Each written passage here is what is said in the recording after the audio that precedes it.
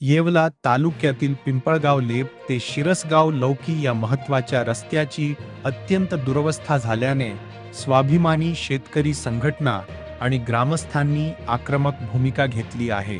रस्त्याचे तातडीने खडीकरण व डांबरीकरण करण्यात यावे या मागणीसाठी सार्वजनिक बांधकाम उपविभाग क्रमांक 2 येवला येथे निवेदन प्रशासनाने पुढील 15 दिवसांत काम सुरू न केल्यास शेतकरी, ग्रामस्थ आणि शाळकरी विद्यार्थ्यांसह रस्त्यावरील खड्ड्यांमध्ये वृक्षारोपण आंदोलन करण्यात येईल असा इशारा संघटनेने दिला आहे।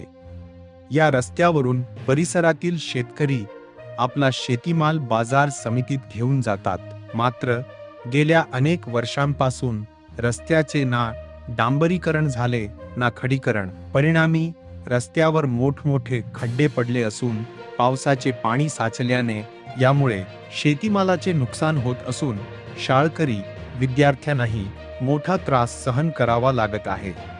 वारंवार पाठपुरावा करूनही सार्वजनिक बांधकाम विभागाने दुर्लक्ष केल्याचा आरोप ग्रामस्थांनी केला आहे। त्यामुळे आता आंदोलनाचा इशारा देत प्रशासनाने तातडीने रस्ता दुरुस्तीचे काम हाती घ्यावे। या निवेदनावर स्वाभिमानी शेतकरी संघटनेचे नाशिक जिल्हा उपाध्यक्ष मच्छिंद्रभाऊ जाधव, तालुका अध्यक्ष विलास दरगुडे, तालुका उपाध्यक्ष दिगंबर दौंडे यांच्यासह पिंपळगाव लेप येथील अनेक शेतकरी व ग्रामस्थ तसेच या निवेदनाच्या प्रति मंत्री छगन भुजबळ, येवला तहसीलदार, गटविकास अधिकारी आणि संबंधित पोलीस अधिकाऱ्यांनाही पाठविण्यात आल्या आहेत। येवला तालुका प्रतिनिधी विनोद अहिरे यांचा रिपोर्ट। महाराष्ट्रातील ताज्या, वेगवान आणि विश्वासार्ह बातम्यांसाठी आजच आमच्या चॅनलला भेट द्या। लाईक करा, शेअर करा, सबस्क्राईब करा आणि पाहत रहा महाराष्ट्र टुडे टीव्ही न्यूज 24/7। महाराष्ट्राचा विश्वास, सत्याचा ध्यास।